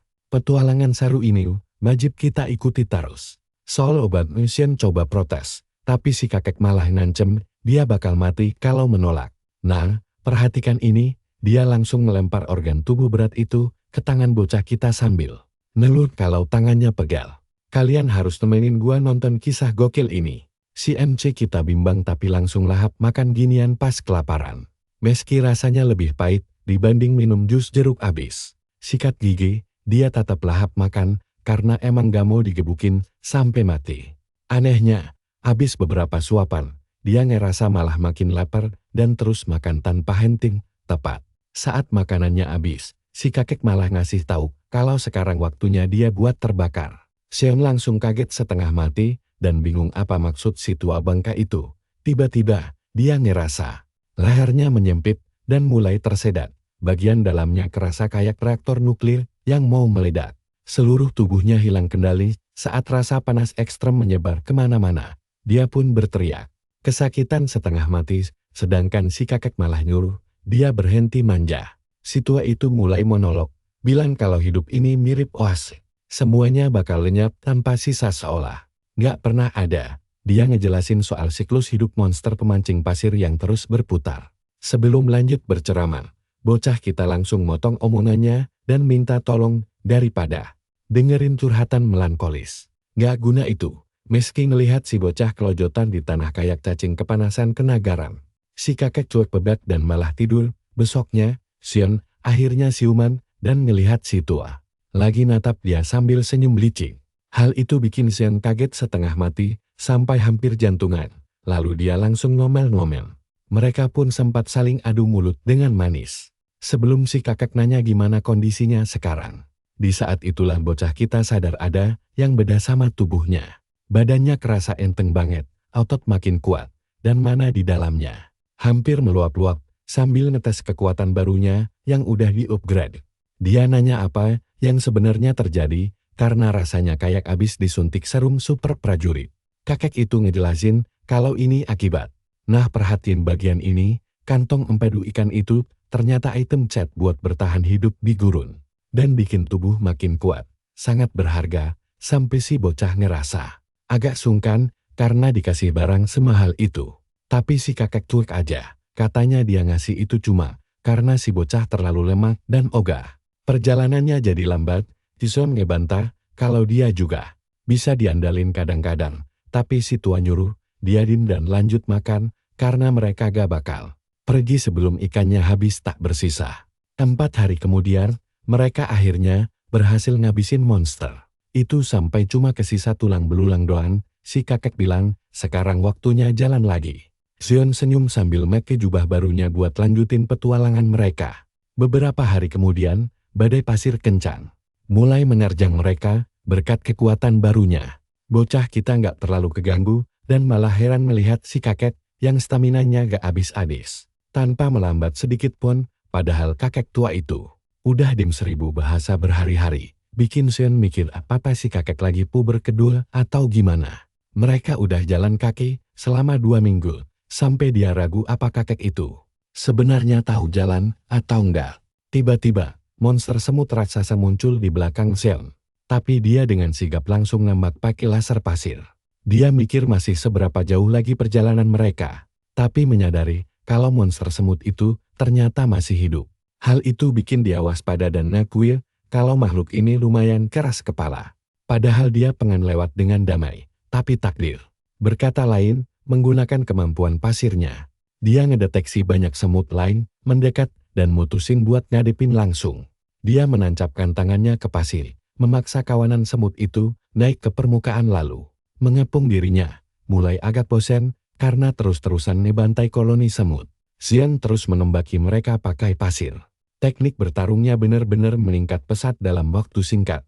Kalau dipikir-pikir, hari berbadai pasir gini emang cocok banget buat ngebuff kekuatannya. Amunisi gratis melimpah ruah di mana-mana. Tapi langkah si kakek tua bangka itu benar-benar gak ada ampun. Dia gak melambat sama sekali dan malah ninggalin si bocah idiot buat beresin sisa-sisa hama.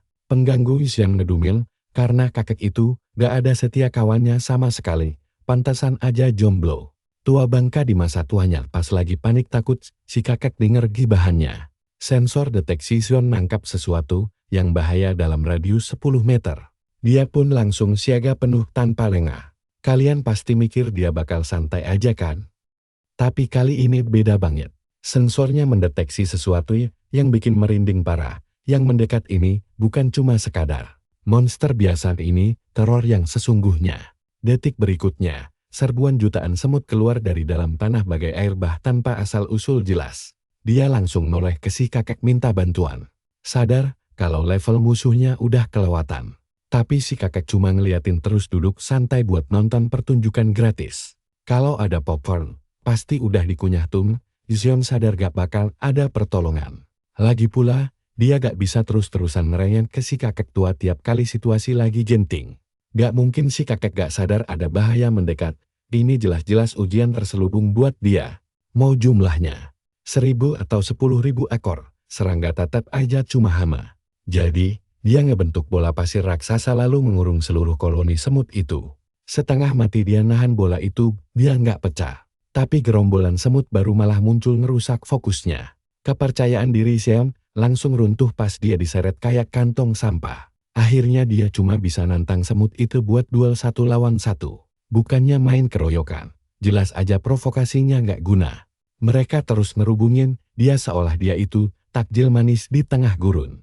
Untungnya, dia nemu celah buat nyeras kerasin pasir di bawah kakinya. Buat dijadiin papan terbang, tapi meski udah terbang tinggi, kawanan semut tetep bisa ngejar dengan cara bikin gundukan semut raksasa. Dia pun buru-buru terbang lebih tinggi lagi, demi memantau keadaan.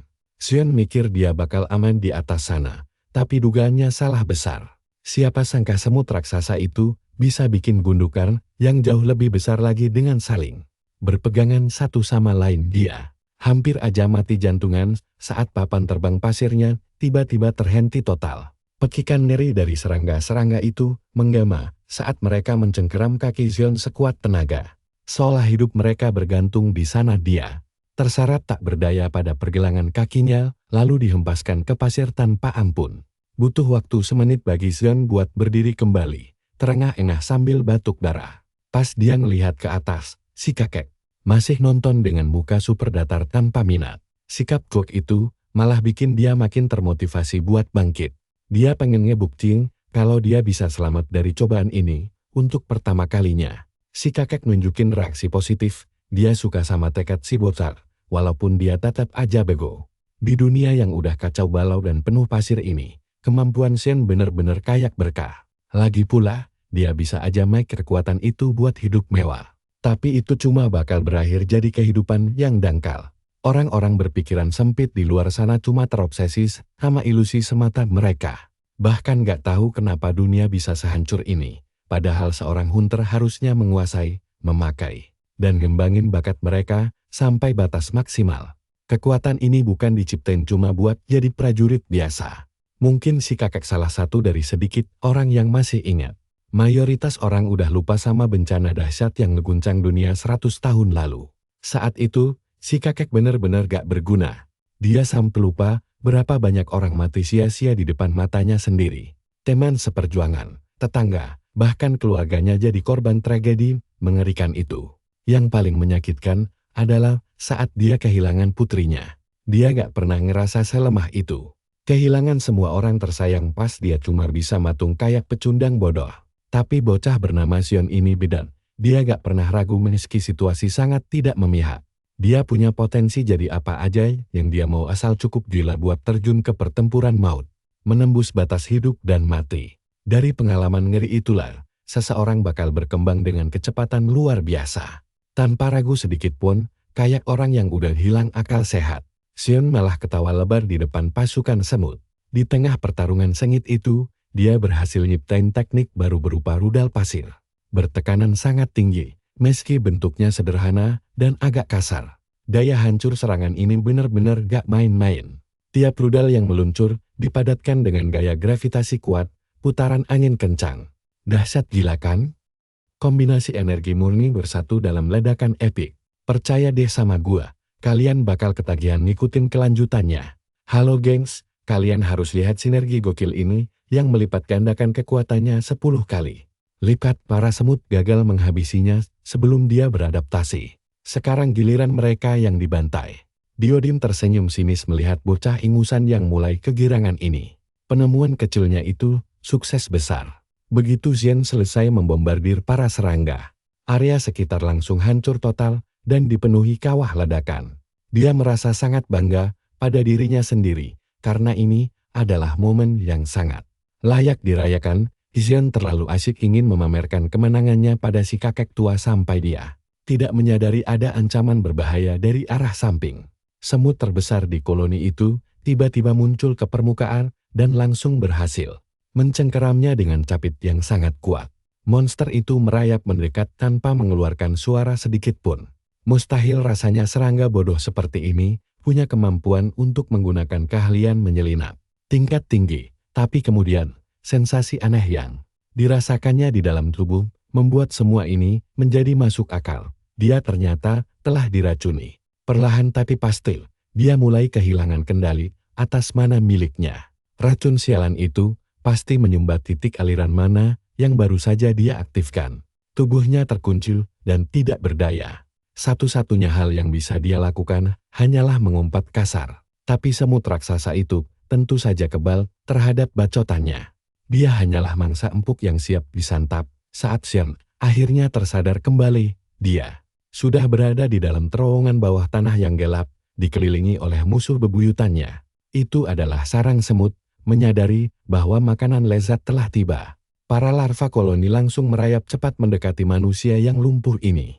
Pekikan mereka yang memekakkan telinga, serta wujud aneh mereka benar-benar menjijikkan. Begitu mereka yakin mangsanya tidak berbahaya, larva-larva itu langsung merayap ke seluruh tubuhnya, bersiap untuk mencicipi daging segarnya yang empuk. Parasit kecil ini ternyata cukup kuat untuk menembus kulit dan menggigit apapun di dalamnya. Meski menjadi hidangan utama dalam pesta menjijikkan ini, Xian sama sekali tidak bisa menggerakkan tubuhnya. Kalau terus begini, dia bakal dimakan hidup-hidup. Perlahan, saat pandangannya mulai meredup, dia melihat kilasan masa lalunya berputar kembali.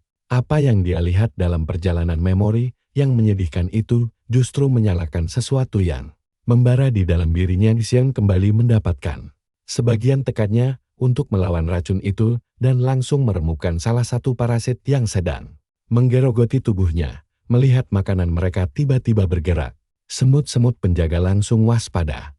Dia pun menertawakan dirinya sendiri yang sempat ketakutan setengah mati. Sungguh tidak adil, kilasan masa lalunya sama sekali tidak memperlihatkan satupun kenangan yang indah. Bagaimana mungkin dia bisa menerima kematian konyol seperti seorang pecundang yang tidak berguna seperti ini? Tapi tunggu dulu gengs, pengalaman hampir mati ini justru memicu kekuatannya melewati batas dan menambah tanda di lengannya, menggunakan pasir di bawah kakinya. Dia menghancurkan semua larva menjijikkan di sekitarnya dengan satu ledakan duri yang dahsyat. Pasukan semut pun langsung panik luar biasa. Tawanan yang harusnya jadi makanan gratis mereka, kini malah berdiri tegak kembali dengan puluhan misil pasir padat yang melayang mengerikan di sekeliling tubuhnya. Dia melihat ke arah lengannya dan menyadari bahwa peringkatnya telah naik. Kenaikan peringkat ini langsung menetralkan semua racun, memulihkan stamina, dan meningkatkan kapasitas mana miliknya secara drastis hingga meluap-luap. Garis pasir kedua pada tandanya adalah hasil nyata dari kerja kerasnya tanpa henti selama beberapa hari terakhir bersama si kakek tua. Mulai dari kekuatan murni hingga kapasitas mana, semuanya kini berada di level yang sangat berbeda, jauh melampaui kemampuan peringkat F miliknya dulu. Namun, meskipun dia sudah mengerahkan seluruh misil pasir yang dia miliki, dia tetap saja tidak bisa memberikan luka sedikit pun pada Ratu Semut. Monster raksasa itu langsung menyerang balik. Ratu Semut menyerang dengan kaki-kakinya yang bergerak sangat cepat. Serangan sederhana, namun mematikan itu menghancurkan batu-batu besar dan mengubahnya menjadi debu. Pasir, Xian terus menembakkan pasirnya, tapi cangkang sang ratu terlalu keras. Benar-benar tidak bisa ditembus. Di titik ini, tergores sedikit saja pada cangkang hitam luar biasa keras itu, sudah menjadi keajaiban. Pertahanannya gila. Setelah beberapa kali mencoba sia-sia, dia sadar misil pasir saja tidak akan cukup. Tidak peduli seberapa padat dan merusak daya ledak misil tersebut, itu tidak akan berhasil. Kalau begitu, dia harus segera memikirkan strategi baru yang lebih cerdas. Pasti ada cara untuk menghancurkan pertahanan yang mustahil ditembus ini. Menghancurkan dan menusuk jelas sudah tidak berguna lagi. Mungkin dia bisa mencoba menguat cangkang keras itu secara paksa dari tubuhnya. Untuk melakukan itu, Xian mengendalikan setiap butir pasir yang ada guna menyelimuti seluruh tubuh sang Ratu Semut. Dia membayangkan gerakan menarik dan mengoyak paksa cangkang keras tersebut di dalam pikirannya. Memelintir dan mengulitinya langsung dari daging monster itu. Trik cerdik ini terbukti sangat efektif, membuat sang ratu semut menjerit kesakitan. Sebagai balasan atas tindakan brutal yang menguliti tubuhnya itu, sang ratu mulai mengumpulkan mana murni di capitnya. Dia tidak mencoba menahan koyakan itu, melainkan bersiap meluncurkan serangan balasan jarak jauh yang sangat mengerikan. Ternyata bukan cuma Xion saja orang gila yang ada di dalam sarang semut ini. Mana yang terkumpul memancarkan gelombang frekuensi sangat tinggi hingga membuat telinganya berdarah. Jika terus begini, otaknya bisa meledak akibat tekanan itu. Nah, kalian pasti berpikir rencananya sudah mulus. Nyatanya pertarungan ini berubah menjadi adu ketahanan fisik dan rasa sakit. Xion mengira taktik gilanya untuk menguliti sang ratu semut adalah keputusan yang sangat cerdas. Siapa sangka sang pemimpin koloni punya kartu astra sembunyi yang membuat mata dan telinganya bercucuran darah. Namun, bocah keras kepala itu justru menyambut tantangan maut ini meski peluang bertahannya sangatlah tipis. Aturannya sangat sederhana, siapapun yang mati duluan adalah pecundangnya. Orang ini benar-benar nekat, dia rela mati bersama musuhnya demi bisa meraih kemenangan. Adu kekuatan yang sangat menyiksa ini akhirnya mulai mendekati titik akhir saat kesadaran Xion perlahan mulai memudar. Sesuatu di dalam tubuhnya mendadak putus dan memutuskan hubungan dengan pikirannya. Dia tampaknya telah mencapai batas maksimal kemampuannya. Tubuhnya yang tak berdaya sudah tidak sanggup lagi menahan beban berat ini. Dia benar-benar muak menjadi sosok yang sangat lemah dan menyedihkan. Si kakek tua tampaknya bisa mendengar isi hati terdalam Xion saat dia memungut tubuh bocah itu dari tanah yang kotor. Sambil tersenyum santai, Diodin mengomeli si bodoh itu karena hampir saja meregang nyawa. Ajaibnya, hubungan antara tubuh dan pikiran Xion kembali terhubung. Dia bahkan sempat bercanda akan menyerahkan giliran menyerang terakhir kepada si kakek. Tapi tentu saja, bantuan kakek itu sudah tidak diperlukan lagi. Ratu Semut Serigala peringkat C itu memang jauh lebih kuat daripada Xion. Namun, bocah ini terbukti pantang menyerah hingga akhir demi bisa bertahan hidup. Berkat kegigihan dan taktik cerdiknya, Diodin akhirnya memberikan pujian tinggi untuk pertama kalinya sejak mereka bekerja sama. Sayangnya, gendang telinga Xion sudah pecah total. Dia tidak bisa mendengar satu kata pun yang diucapkan si kakek. Sadar bahwa telinga muridnya sedang bermasalah, si kakek menggendong tubuhnya yang lemas mendekati jasad sang ratu semut. Mereka tiba di sebuah tempat terbuka di mana sebuah bola bercahaya yang indah telah diletakkan dengan rapi di sana. Xion bertanya ada apa sebenarnya, lalu Diodin mulai menulis coretan di dinding gua. Dia menjelaskan bahwa bola itu adalah telur ratu semut.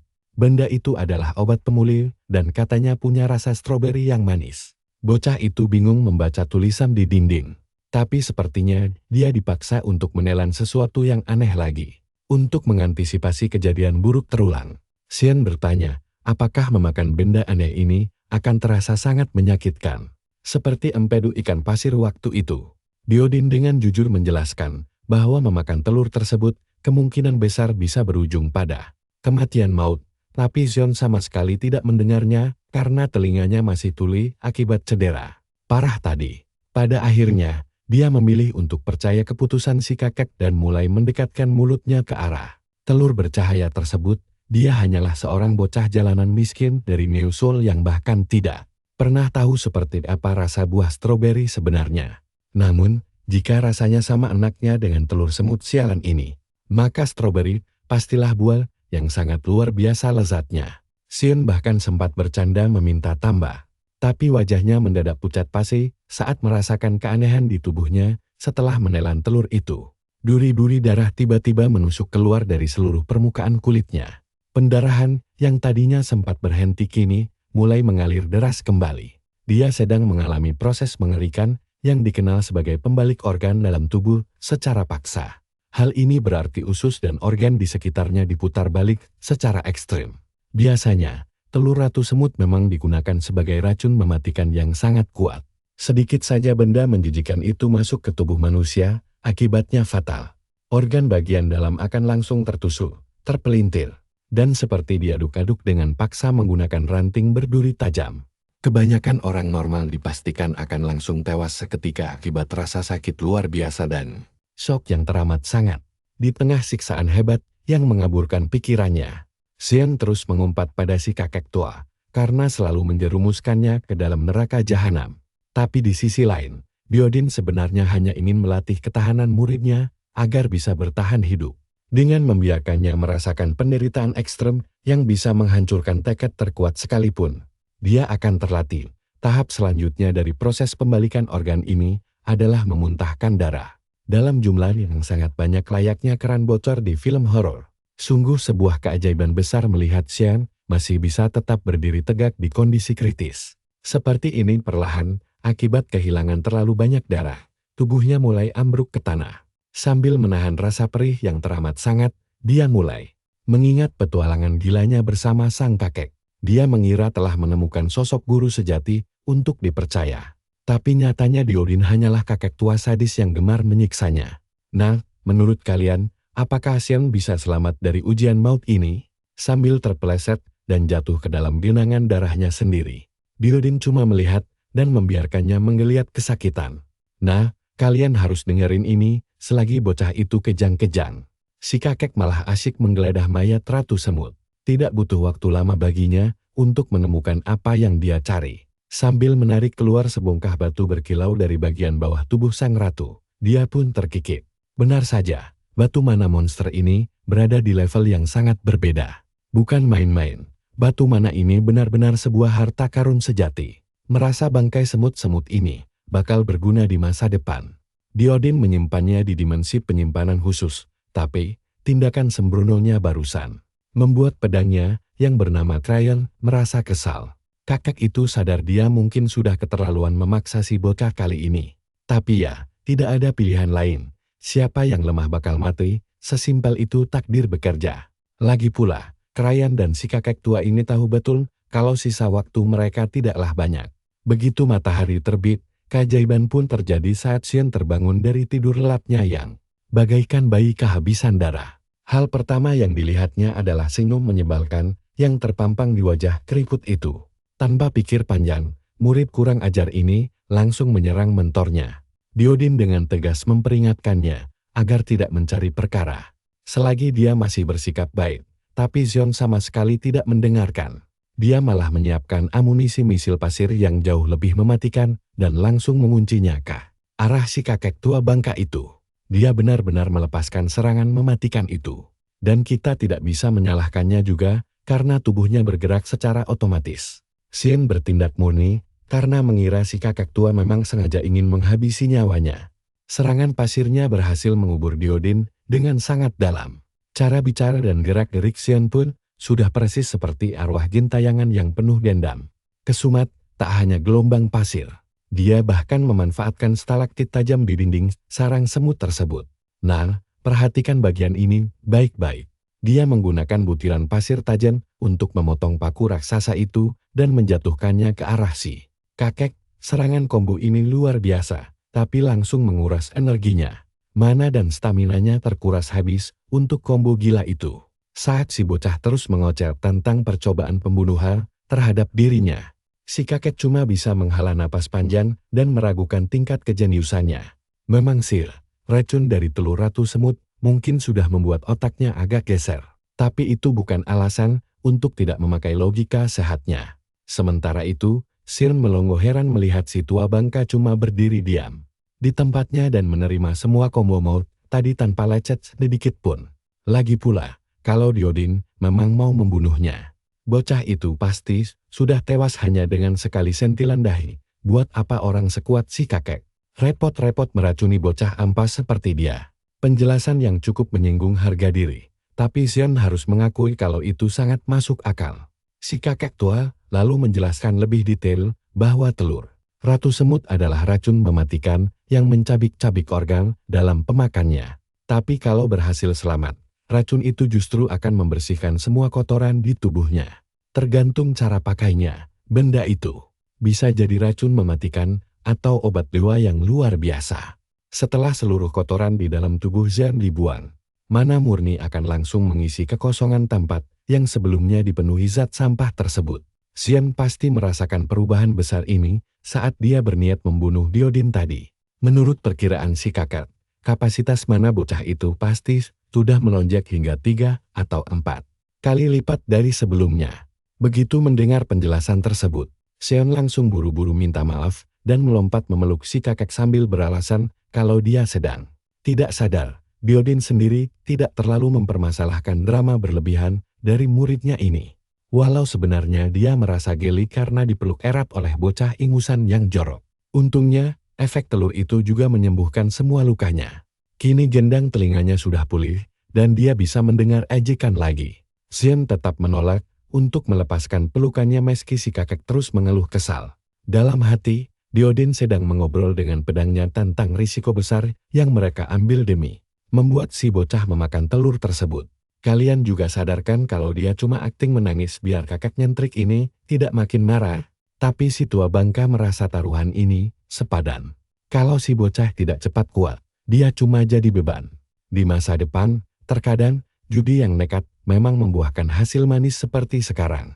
Diodin lalu menggendong Xian dengan sangat mudah. Sudah waktunya bagi mereka berdua meninggalkan sarang semut yang gelap ini. Si bocah agak bingung kenapa kakek tua itu menggendongnya lagi padahal dia sudah bisa berjalan sendiri. Nah, karena mereka sudah membuang banyak waktu di bawah tanah. Hanya ada satu cara cepat untuk kembali ke permukaan. Begitu si kakek menunjuk ke langit-langit, sarang yang penuh duri. Xian langsung tahu tubuhnya bakal babak belur lagi. Sesaat kemudian, keheningan di atas gurun pasir yang tenang mendadak pecah karena ledakan dari bawah. Mereka melesat keluar dengan sangat dahsyat. Diodin tampak sangat menikmati kecepatan gila ini. Sementara Xian sama sekali tidak menyukai cara ekstrem sang mentor. Kenapa sih mereka tidak bisa melakukan perjalanan normal saja sekali-kali? Si kakek mungkin saja mau bersantai melewati gurun gersang ini jika bocah bodoh itu tidak tidur pula selama 4 hari berturut-turut. Diodin bahkan merasa kasihan pada siapapun yang bakal menikahi bocah lemah ini kelak. Canda tawa mereka mendadak terhenti ketika si kakek mendeteksi sesuatu dari kejauhan. Xian awalnya sesumbar kalau tidak ada yang bisa mengejutkannya lagi. Namun dia langsung terbungkam setelah mengikuti arah pandangan mentornya. Tepat di depan mereka, tampak seekor kura-kura darat raksasa seukuran pulau kecil. Monster itu berada hampir 30 km dari posisi mereka. Namun ukurannya yang polosan membuatnya terlihat sangat jelas. Diodin menjelaskan kalau makhluk itu bernama benteng bergerak Archelon. Monster pengganggu yang tidak pernah memberinya ketenangan barang sedetik pun. Kura-kura raksasa tersebut diklasifikasikan sebagai monster sihir peringkat B, tetapi kekuatan pertahanannya jauh melampaui monster peringkat A. Setelah menjinakkannya, orang-orang memodifikasi tempurungnya untuk dijadikan alat transportasi. Benteng berjalan. Diodin menyuruh si murid bodoh untuk memperhatikan monster itu dengan baik. Melihat hal luar biasa seperti Archelon untuk pertama kalinya pasti membuat siapa saja sadar betapa luasnya dunia ini di luar sana. Ada orang-orang berkekuatan monster yang sanggup menjinakkan makhluk raksasa tersebut. Ketika benteng berjalan itu melintas, si kakek dan bocah bodoh itu hanya terlihat bagaikan butiran debu di sela jari kaki Archelon.